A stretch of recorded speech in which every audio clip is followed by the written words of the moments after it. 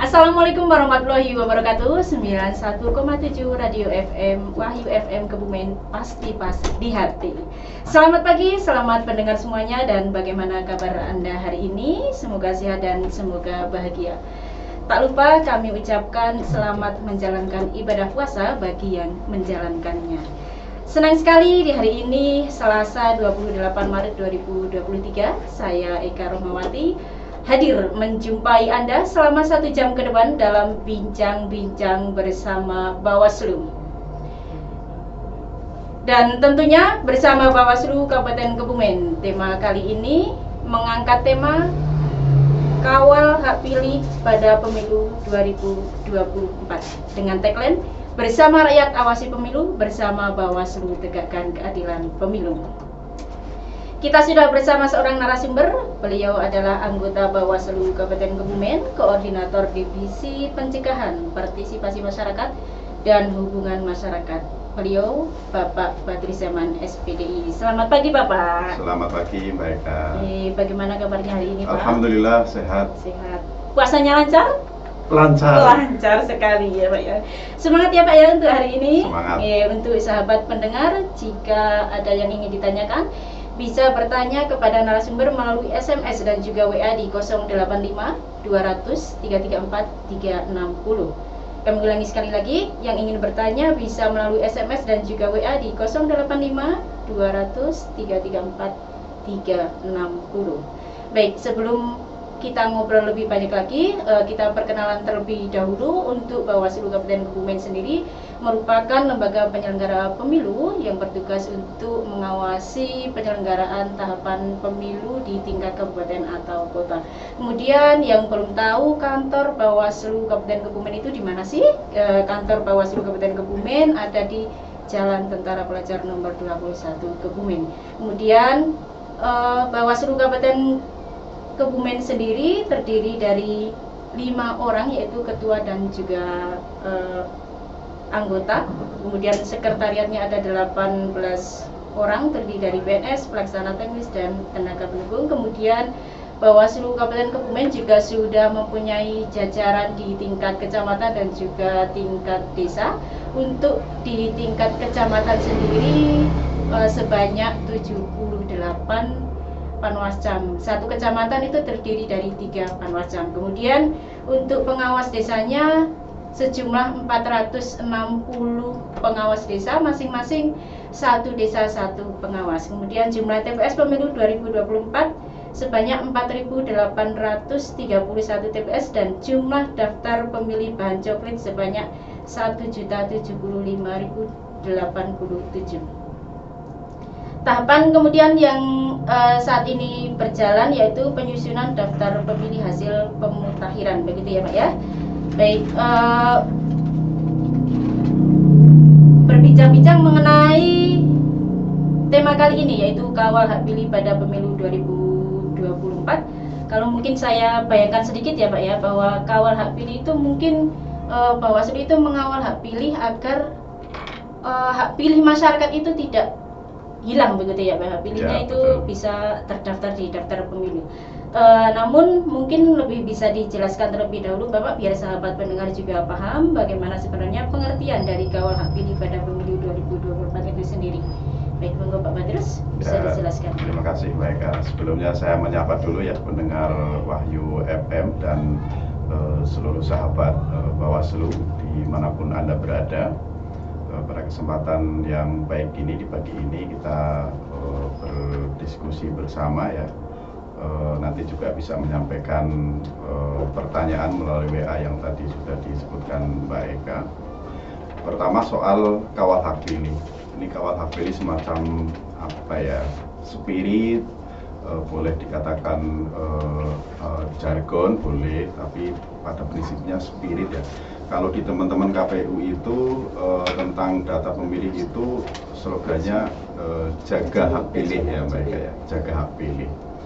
Nah kalau di Bawaslu itu kawal hak pilih ya, sama-sama sebetulnya, cuma menjalankan dalam prakteknya, menjalankan tugas pokoknya itu agak berbeda ya.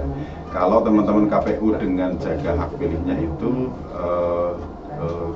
sudah memiliki basis data ya, basis data pemilu sebelumnya, kemudian disinkronisasi dengan DP4 dari pemerintah. Nah, ada data, kemudian ada data itu yang kemarin itu sebagai bahan coklit ya, coklitnya tanggal 12 Februari sampai 14 Maret ya, kemarin sudah selesai. Nah, itu bahan coklit atau bahan datanya, daftar pemilih mentahnya, katakan seperti itu ada di KPU.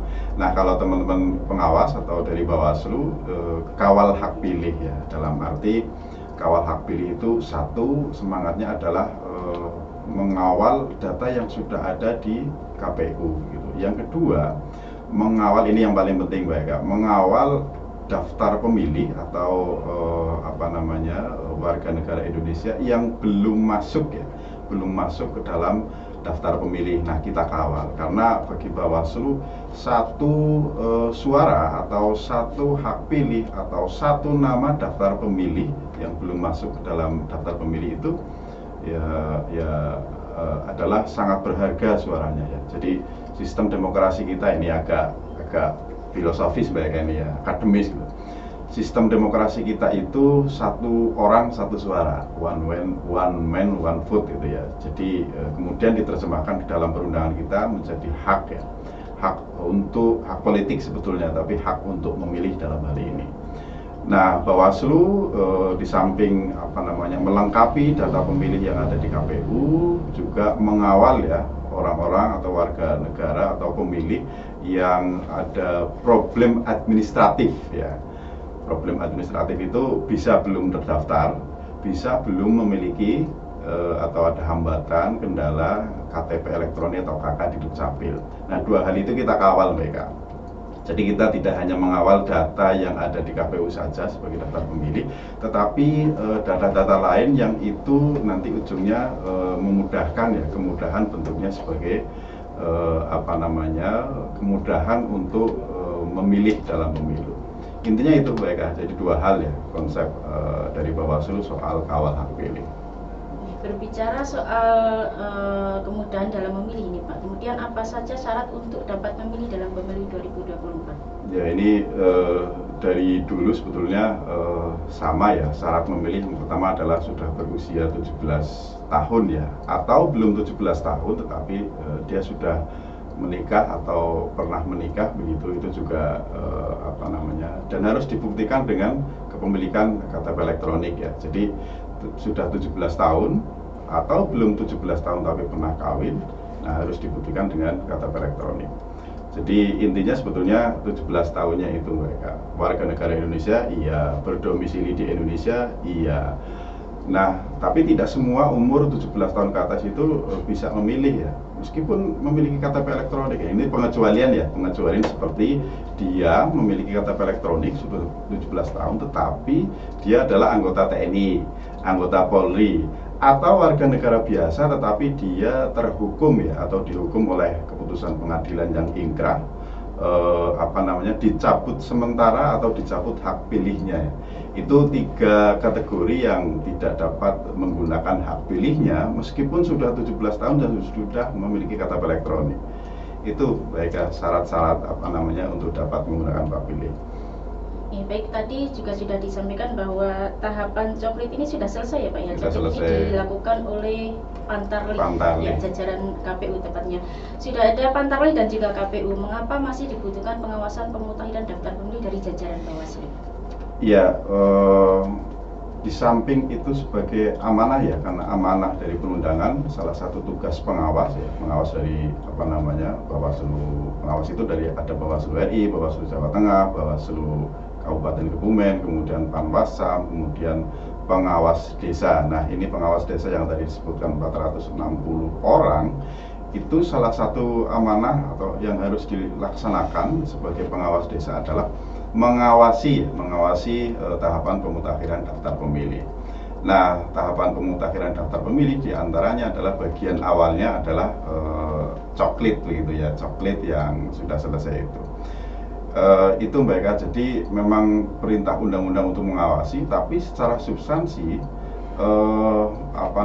coklit memang harus diawasi oleh pengawas untuk memastikan prosedur. Jadi memang petugas coklit banyak sekali ya. Tadi disebutkan kalau jumlah TPS itu 4.831 ya. Petugas Pantarlih itu atau petugas coklit jumlahnya 4.830 ya. Jadi minus 1, yang satu karena TPS di mana lapas atau rutan ya di Kebumen, sehingga Pantarlihnya jumlahnya dikurangi 1 karena ketentuan coklit di lapas atau rutan itu adalah koordinasi antara Kalapas dengan KPU begitu ya. Nah, pentingnya memastikan prosedur ya, pengawas desa Bawaslu itu memastikan prosedur teman-teman mencoklit itu sesuai dengan ketentuan yang ada. Misalnya, coklit Pantarlih itu harus datang door to door ke rumah begitu ya. Jadi itu juga dipastikan. Jadi kalau ada temuan maupun laporan dari masyarakat ke pengawas desa begitu, misalnya ada petugas coklit tidak mendatangi rumah, misalnya hanya tongkrong nih di rumahnya atau di pos ronda gitu kan, setelah ketemu RT begitu, dia istilahnya saya mengatakan coklit tembak gitu ya, itu tidak boleh. Karena apa? Karena coklit adalah kegiatan mencocokkan daftar pemilih dengan KK maupun KTP elektronik yang dipegang oleh pemiliknya begitu. Itu kegiatan coklit. Saya kira itu mereka dan banyak hal lain begitu mengapa pengawas harus mengawasi kegiatan coklit ya. Misalnya hal lain lagi ya, ketika dicoklit maka pemilik rumah atau kepala keluarga begitu menerima tanda coklit ya, kemudian menerima atau rumahnya ditempeli stiker tanda coklit ya, itu juga bagian prosedur ya. Karena kalau tidak ada stiker ditempel di KK itu bisa membuat penilaian berbeda ya dari masyarakat maupun dari pengawas. Itu diduga rumah tersebut belum dicoklit, padahal waktu coklit sudah berlalu ya, kira-kira seperti itu. Nah, pengawas memastikan semua kegiatan coklit oleh Pantarlih sesuai ketentuan itu mereka. Baik, jadi tanda ketika masyarakat atau rumah-rumah itu sudah dicoklit itu tertempelnya stiker coklit tadi ya Pak ya, Ya, juga betul. dari pihak jajaran pengawas sendiri memastikan bahwa masyarakat itu sudah dicoklit oleh Pantarlih. Baik, berbicara mengenai tadi Pak, bahan mentah yang ada itu di KPU nih Pak. Di KPU. Semua ada di KPU. Baik.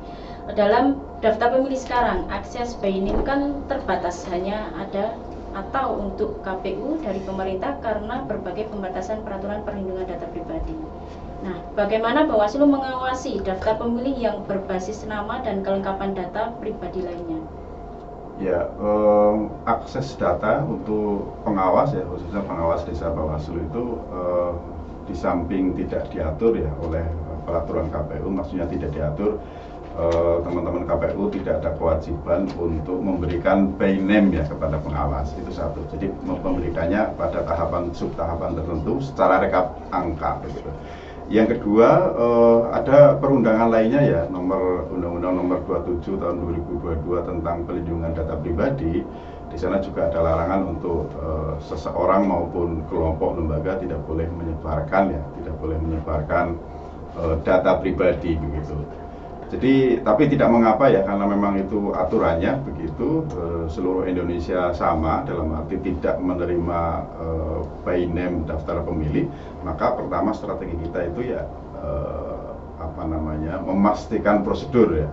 Tadi yang saya sampaikan itu mulai dari sebelum coklit petugas itu ketemu Pak RT atau Ketua RT, kemudian mendatangi rumah door to door, kemudian yang paling akhir adalah menempel stiker tanda sudah dicoklit. Ini panjang ya penjelasan tahapan-tahapan ketika kegiatan coklit, maka saya singkat aja gitu. Kemudian nggak mengapa petugas pengawas Bawaslu tidak mendapatkan by name gitu. Toh kita bisa ya, dalam konteks Undang-Undang Pelindungan Data Pribadi pun bisa ya mendapatkan. Misalnya ketika di 460 pengawas desa kami itu membuka posko pengaduan atau menerima pengaduan dari masyarakat soal daftar pemilih ya. Ketika ada warga masyarakat yang mengadu ke pengawas kami, pengawas desa, itu kan otomatis ya, misalnya dia belum terdaftar nih, sudah 17 tahun belum terdaftar dalam daftar pemilih atau belum dicoklit, kemudian datang ke pengawas mengadu, otomatis kan kita butuh kelengkapan bukti tubuhnya ya, seperti NIK ya, NIK atau foto KK atau foto KTP. Nah, otomatis kita menerima atau memiliki, bukan memiliki ya, yang menerima, mengetahui, mencatat NIK-nya itu ya dari yang bersangkutan langsung. Dalam konteks Undang-Undang 27 tahun 2022 tidak masalah, karena ya, itu atas izin pemiliknya langsung ya. Di konteks Undang-Undang 27 kan yang berhak mengeluarkan adalah lembaga otoritas negara yang memang mengelola, berhak mengeluarkan, seperti Kemendagri, Dukcapil begitu. Dan perorangan ya langsung pemiliknya, itu nggak masalah. Toh juga kena kewajiban penerima atau pengawas desa kami, bila mana ada yang mengadu dan membawa kelengkapan NIK, itu kewajiban pengawas untuk, atau kewajiban semuanya untuk menjaga kerahasiaannya. Jadi tidak boleh di-share juga, kecuali untuk kepentingan pengawasan ya. Nah, penerimaan posko atau nama ya belum terdaftar, atau ada kondisi lain, misalnya meninggal dunia, keluarganya aja meninggal dunia, masih terdaftar, nah kita juga butuh NIK. Nah, kita sampaikan itu kepada KPU untuk dimasukkan ke dalam daftar pemilih, atau dicatat ya dalam daftar potensial pemilih, atau mencoretnya ya, kalau tadi meninggal dunia mencoretnya dengan bukti dukung yang ada begitu. Jadi itu fungsi lain pengawas pemilu, tidak mendapatkan akses, tapi juga bisa mendapatkan akses by name ya. Malah ini sangat strategis ya. Belum tentu di teman-teman KPU mendapatkan itu ya, karena disibukkan dengan daftar pemilih yang sudah ada dan mereka harus mencocokkan. Nah, fungsi penerimaan posko itu kemudian untuk melengkapi daftar pemilih dan sebagainya, begitu Mbak Eka. Artinya ketika akses by name dari KPU yang didapatkan Bawaslu ini sangat terbatas, tetapi tidak menghambat kerja-kerja dari Bawaslu sendiri, dan juga Bawaslu mempunyai cara-cara sendiri untuk mengawasi dari tahapan yang sedang berjalan di KPU gitu Pak. Baik, selanjutnya ini berbicara nanti sampai dengan penetapan DPT ya Pak ya, karena ini kan sangat panjang tahapannya. Nah, bagaimana strategi pengawas dalam mengawasi penyusunan daftar pemilih sampai penetapan DPT di tahun ini? Ya, menambahi yang sebelumnya begitu ya. Jadi strateginya ya setelah coklit itu memastikan penyusunan, karena setelah coklit itu teman-teman PPS berkewajiban untuk menyusun daftar pemilih hasil pemutakhiran atau hasil coklit begitu ya. Itu memastikan prosedurnya, teman-teman pengawas desa khususnya prosedur penyusunan. Misalnya ya, di desa itu atau PPS itu bisa membaca daftar pemilih ganda antar TPS misalnya ya. Kalau Pantarlih kan dia skupnya TPS, jadi mungkin saja kesulitan mendeteksi daftar ganda antar TPS. Jadi dia Pantarlih hanya mungkin mampu atau mudah ya mendeteksi kegandaan dalam satu TPS gitu. Jadi tapi kegandaan dalam antar TPS, nah ini masuk ke dalam prosedur mekanisme penyusunan daftar pemilih hasil pemutakhiran. Nah, itu di tingkatan desa, kemudian dilaporkan kepada KPU, PPS kepada KPU melalui PPK. Di PPK juga namanya masih DPHP ya, belum TPS. Nah, begitu sampai ke KPU nanti penetapan DPHP atau daftar pemilih hasil pemutakhiran atau hasil coklit itu menjadi DPS ya. Nah, setelah ditetapkan di DPS oleh KPU, nanti diturunkan lagi sampai ke PPS untuk diumumkan ya di tingkat desa, di tempat-tempat strategis soal DPS itu. Nah, di pasca pengumuman itu teman-teman pengawas juga mencermati ya, tetap mengawasi daftar pemilih sementara itu. Barangkali ya masih ditemukan kegandaan, misalnya antar TPS, antar desa, antar kecamatan ya paling tinggi antar kecamatan ya kalau Bawaslu tingkat kabupaten gitu mendeteksinya. Di DPS itu masih mendeteksi kegandaan ya, bok ada begitu ya, misalnya nama sama, identik dan sebagainya, atau NIK sama ya tapi namanya berbeda begitu, kita masih mengawasi atau mencermati. Kemudian mencermati pemilih baru ya. Kalau pemilih pemula juga kita pastikan, baik yang sudah memiliki KTP elektronik maupun belum, kita pastikan. Terlebih sudah diusulkan oleh pengawas desa, tapi mungkin karena suatu hal ya, karena berkaitan dengan teknologi, rekapitulasi dan sebagainya, mungkin luput ya dari proses input. Nah, kita kawal lagi. Yang kedua, pemilih baru ya, pemilih baru. Jadi pasca penetapan DPS barangkali ditemukan atau ada laporan itu pemilih baru, misalnya yang baru pensiun ya, TNI, Polri baru pensiun di masa pasca penetapan DPS sampai DPT, itu kan sebagai pemilih baru. Nah, kita kawal untuk atau diawasi untuk masuk dalam DPT. Tetapi juga administrasi kependudukan harus atau administrasi syarat untuk menjadi pemilih atau masuk dalam daftar pemilih juga harus dipenuhi. Sampai proses DPT pun begitu ya. Kalau di pengawasan DPS masih memungkinkan untuk yang baru atau yang pemula atau ya ada pemilih baru, katakan seperti itu, untuk dimasukkan ke dalam DPS, tapi menjelang DPT ya, penetapan DPT. Berbeda dengan ketika DPT sudah ditetapkan misalnya. DPT sudah ditetapkan, maka ketika ada pemilih baru, nah ini penting mereka, sudah ditetapkan di KPU Kabupaten DOK begitu, diturunkan, diumumkan juga sampai ke tingkatan desa atau PPS.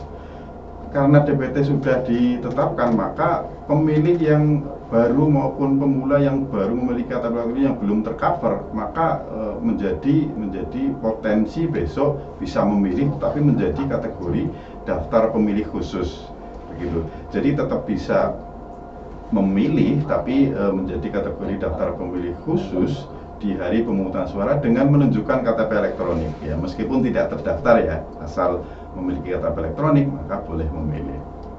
Yang kedua, soal data meninggal dunia pasca penetapan DPT misalnya, meninggal dunia itu juga tidak dicoret, tetapi ditandai TMS ya, di daftar pemilihnya KPU ditandai, karena sudah ditetapkan ya, sehingga kalau bahasa KPU-nya selama ini apa bahasa KPU saya lupa gitu. Pemeliharaan DPT atau penandaan saja khusus untuk yang TMS, termasuk yang pindah begitu ya, pindah keluar kabupaten misalnya, itu juga ditandai sebagai TMS. Saya kira itu mereka. Baik, sahabat pendengar, nanti kita akan kembali di segmen berikutnya. Masih ada banyak yang akan kita bahas, tentunya sesuai dengan tema kita pagi ini. Jadi jangan kemana-mana, akan jeda sebentar, tetaplah bersama kami di 91,7 Wahyu FM Kebumen. 91,7 Radio Wahyu FM Kebumen, pasti hati. Masih bersama saya Eka Rahmawati dalam bincang-bincang bersama Bawaslu Kabupaten Kebumen dengan tema Kawal Hak Pilih pada Pemilu 2024. Masih ditunggu untuk Anda yang ingin beratensi melalui SMS dan juga WA di 085 200 334 360. Kami ulangi sekali lagi, untuk yang mau beratensi bisa melalui SMS dan juga WA di 085 200 334 360. Baik, sahabat pendengar, tadi sudah disampaikan oleh Bapak Batis Zaman bahwa Bawaslu Kabupaten Kebumen akan mengawal hak pilih untuk masyarakat yang tentunya sudah memenuhi syarat sebagai pemilih, namun syarat administrasi harus dipenuhi, begitu ya Pak Patricia. Baik, ini lanjut ke pembahasan selanjutnya. Kemarin kan sempat viral ini Pak di media sosial tentang patroli kawal hak pilih. Patroli ini tentunya membuat penasaran oleh masyarakat. Ini semacam apa ini Pak, dan menyasar apa dalam patroli tersebut begitu? Ya, masih tentang kawal hak pilih ya Mbak Eka ya. Tetapi untuk melengkapi strategi pengawasan Bawaslu ya, sebelum sana ya saya jelaskan dulu dalam pengawasan pemutakhiran daftar pemilih itu mulai dari coklit. Strategi Bawaslu adalah ini karena berawal dari keterbatasan akses by name ya, maka strategi Bawaslu itu dibuat. Pertama, pengawasan melekat ya, pengawasan melekat dari pengawas desa kami ketika coklit terhadap Pantarlih ya. Meskipun jumlahnya tidak seimbang ya, kalau pengawas desa 460, kalau Pantarlih 4.830 ya, jauh sekali. Nah, tapi tidak apa-apa, pengawasan melekat setiap hari itu ya satu TPS atau satu petugas Pantarlih ya. Karena tidak imbang, maka petugas pengawas atau PKD Bawaslu itu menerapkan strategi lain, yaitu uji petik ya terhadap TPS-TPS atau Pantali yang tidak sempat diawasi ya secara melekat ya. Uji petik itu terhadap KK di luar TPS yang dia awasi secara melekat, maka pengawas desa melakukan uji petik ya terhadap KK-KK yang dicoplit oleh Pantali yang tidak terawasi. Mendatangi ke KK-KK, ke pemilik itu minimal bertanya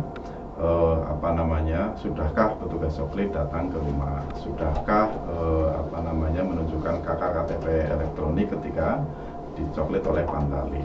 Ya, memastikan diuji petik ya, lalu dilaporkan kepada kami ya di Bawaslu Kabupaten uji petik. Kemudian strategi lain adalah pembukaan ya atau penerimaan posko pengaduan ya di 460 desa. Jadi untuk pelayanan kepada masyarakat kita menerima pengaduan ya melalui posko pengaduan. Adakah strategi lain? Ada mereka. Jadi strategi lain itu, satunya adalah patroli kawal hak pilih ya, semakin melengkapi. Tapi pada segmen tertentu ya, kalau patroli kawal hak pilih itu ya layaknya definisi patroli ya, yang selama ini kita kenal ya muter-muter begitu, koordinatif begitu, memastikan keamanannya kan begitu ya. Tapi kalau di Bawaslu patroli kawal hak pilih ya memastikan kelompok-kelompok rentan atau pemilih-pemilih rentan itu terdaftar dalam daftar pemilih, atau memastikan kelompok pemilih rentan itu memiliki dokumen kependudukan ya sebagai syarat administratif ya, syarat utama atau syarat pokok untuk dapat terdaftar maupun untuk dapat memilih ya dalam pemilu. Jadi misalnya dalam patroli itu kita memastikan sampling tentunya ya, secara sampling rumah yang ada pemilih disabilitasnya gitu kan. Jadi kita pastikan apakah sudah memiliki dokumen kependudukan atau apakah sudah dicoplit itu kelompok disabilitas. Kemudian rumah di perbatasan ya antar kabupaten ya, karena Kebumen itu berbatasan dengan kabupaten lain seperti Banjar, kemudian Wonosobo gitu. Kemarin kita di Wonosobo misalnya di perbatasannya langsung ya di kecamatan atau di Padurso ya, kecamatan Padurso dengan kecamatan Wadas Lintang itu. Rumah yang perbatasan langsung gitu.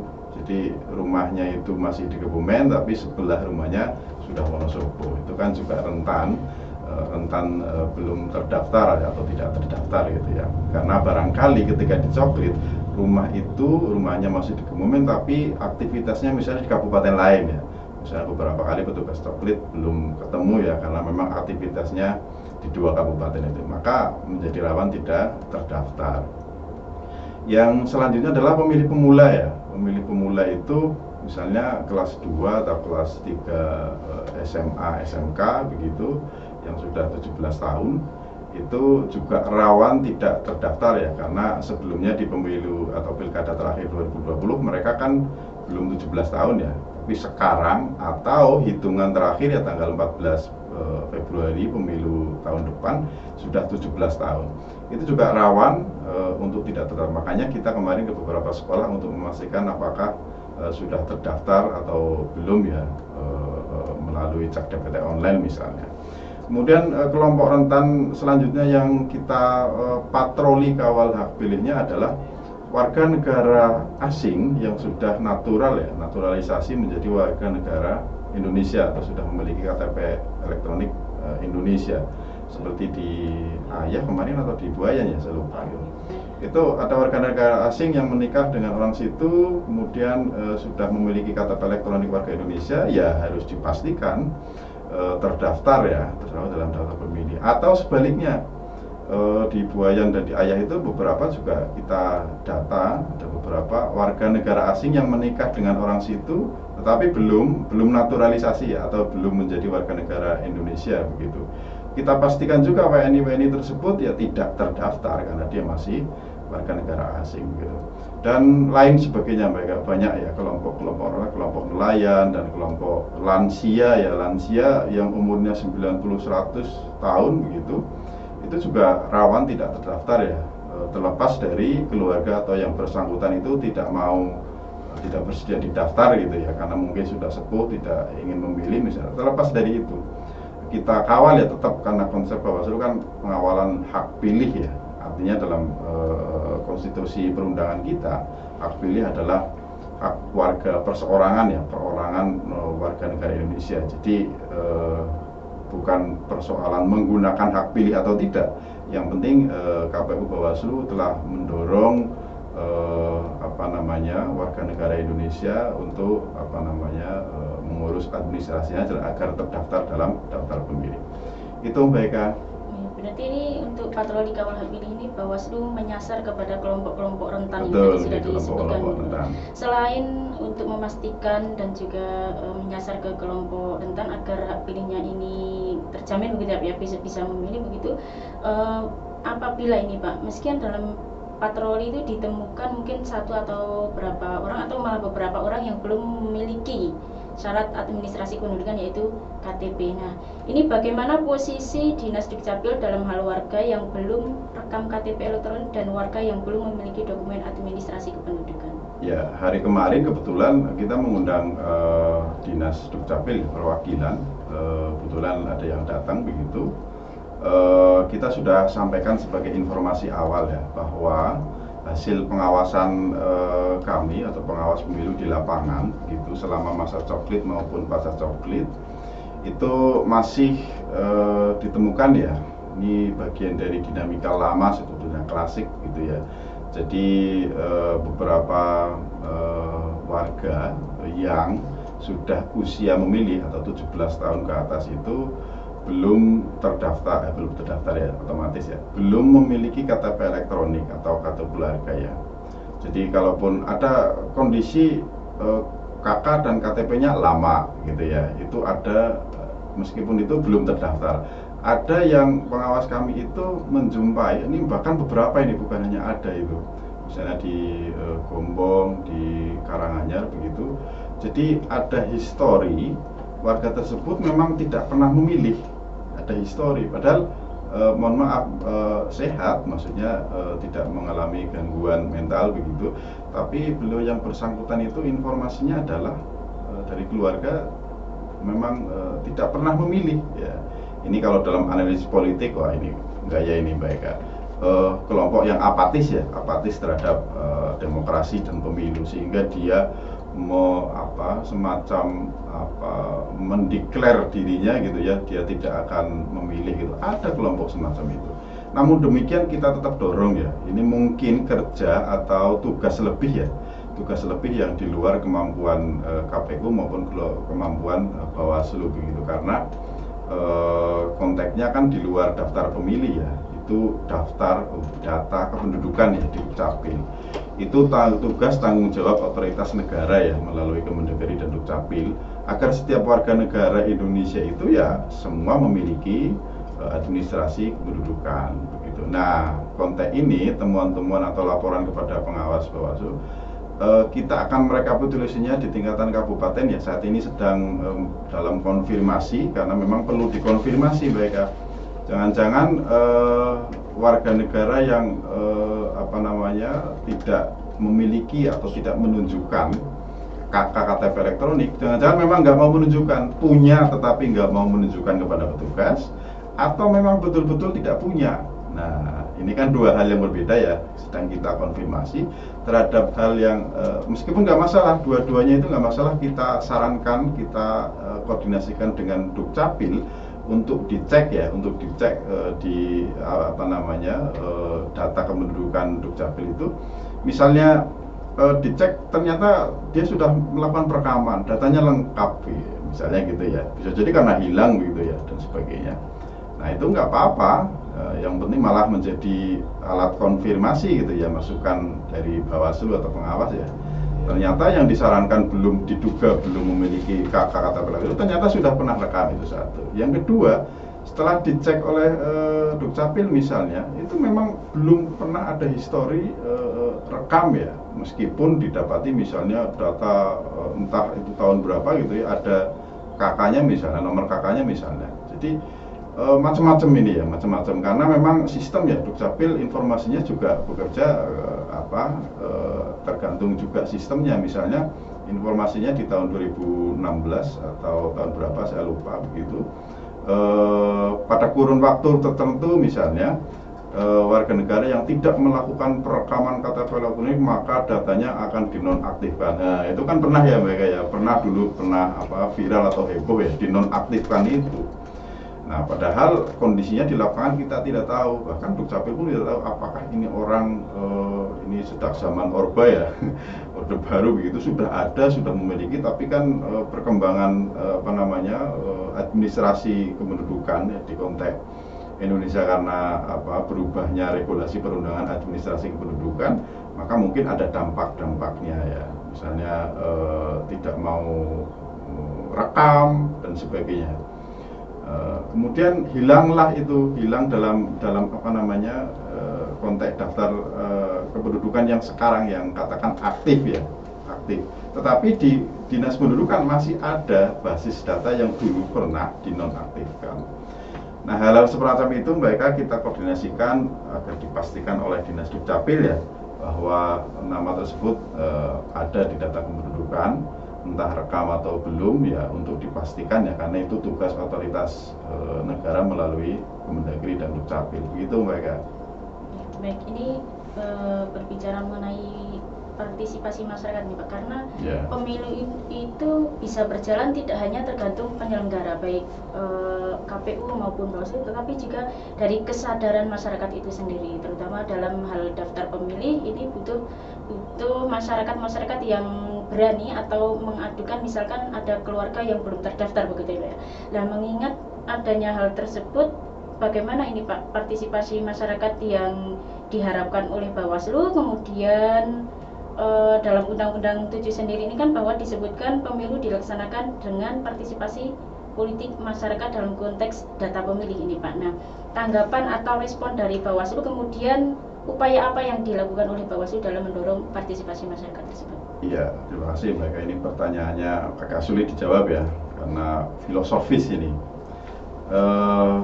Soal partisipasi masyarakat ya, contoh hari ini Mbak. Hari ini itu kita mengadakan talkshow radio, sosialisasi, publikasi, pendidikan politik melalui radio dalam bentuk talkshow, iklan dan sebagainya.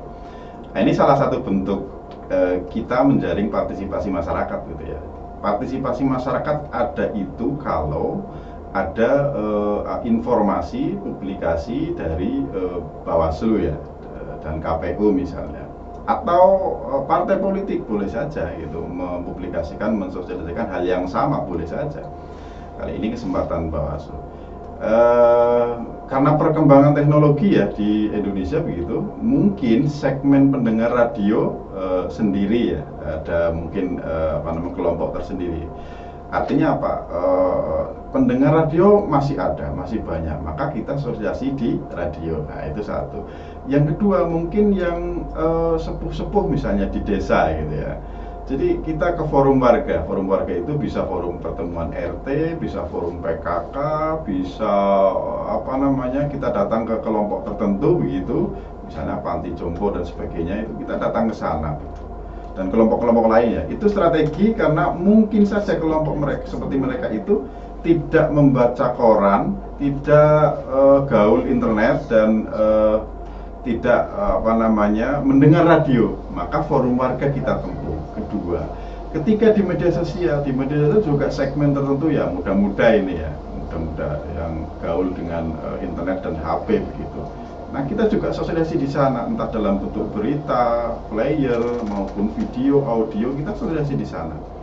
Nah, harapan kita ya tadi yang disampaikan Mbak Eka itu pemilu dilaksanakan dengan partisipasi politik masyarakat. Memang di undang-undang dan secara substansi memang seperti itu.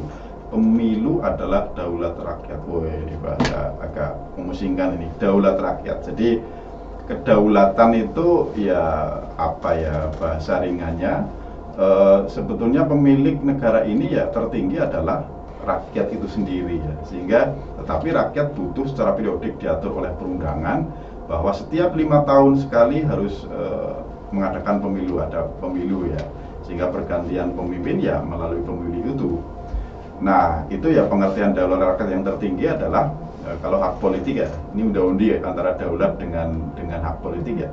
Kalau hak politik adalah hak untuk dipilih, mencalonkan diri ya melalui partai politik untuk menjadi presiden sampai kepada bupati wali kota ya, itu hak untuk dipilih. Di samping itu ada legislatif ya, DPR RI, DPR provinsi, DPR kabupaten, kemudian di RI juga ada DPD ya, itu hak untuk dipilih. Ya, mekanismenya ya melalui mekanisme lain ya, mencalonkan diri atau dicalonkan melalui partai politik.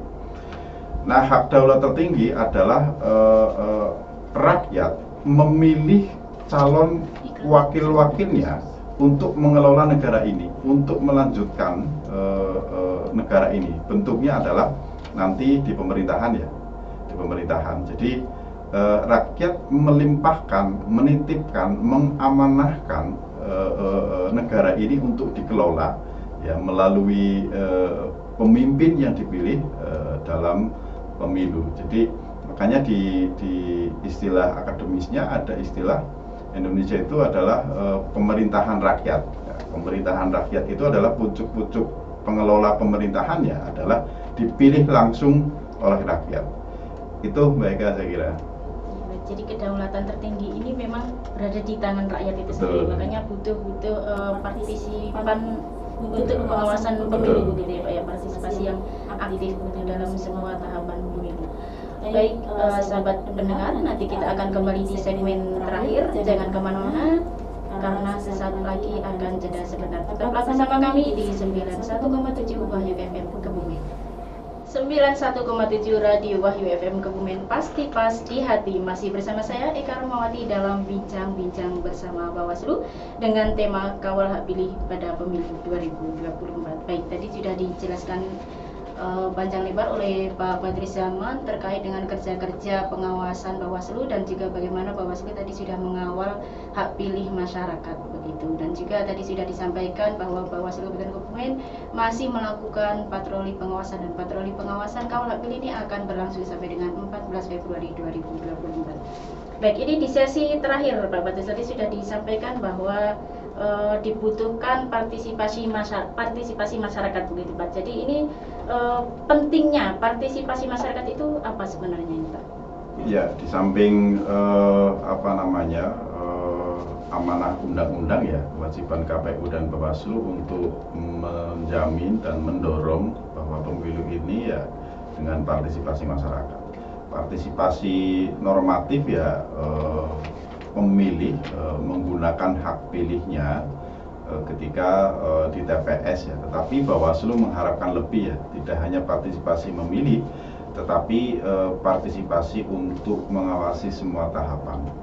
Nah, tahapan kan panjang dan banyak ya, mulai dari pemutakhiran daftar pemilih, pencalonan, pencalegan, sebelum daftar pemilih juga ada pendaftaran peserta pemilu atau partai politik, ada verifikasi pendaftaran calon DPD begitu ya, banyak. Sampai pasca pencalonan ada kampanye, ada pemungutan, ada rekap, ada penetapan, ada keputusan yang menang siapa saja begitu. Jadi panjang, tapi dalam konteks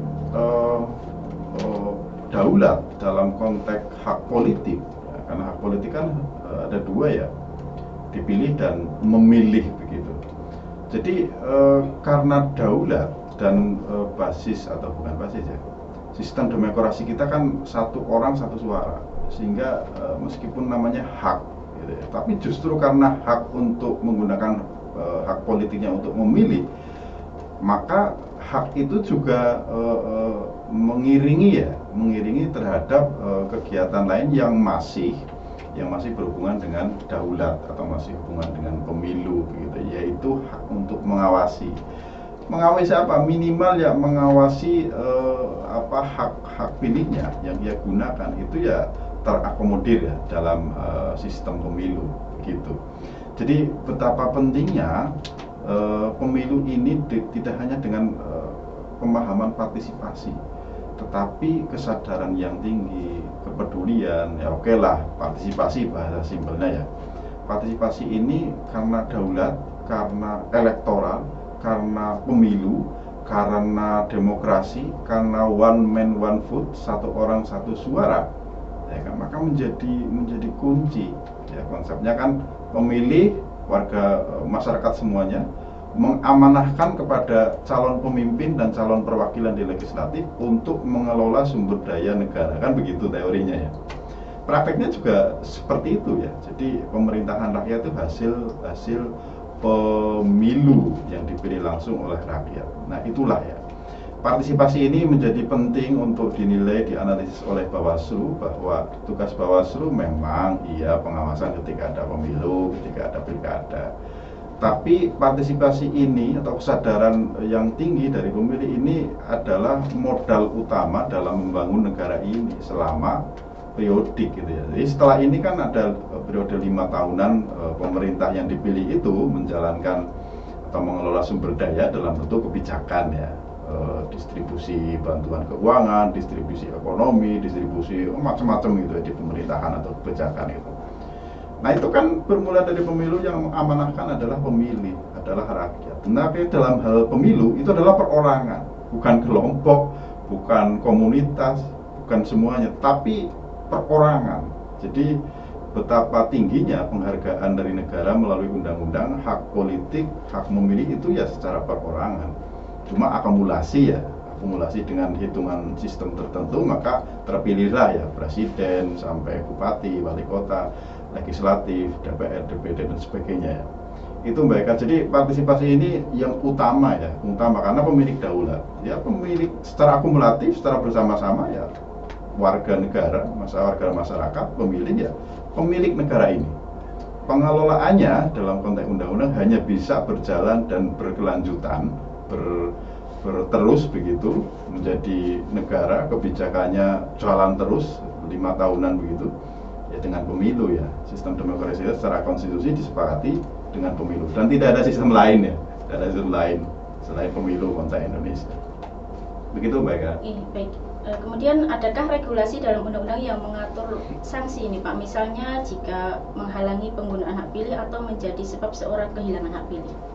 Ya ada ya, di perundangan di Undang-Undang 7 tahun 2017 ada ya ketentuan itu ya. Jadi seseorang yang dengan sengaja menghalang-halang atau menyebabkan seseorang lainnya tidak dapat menggunakan hak pilihnya, maka diancam dengan ancaman kurungan tertentu dan denda jumlah tertentu begitu.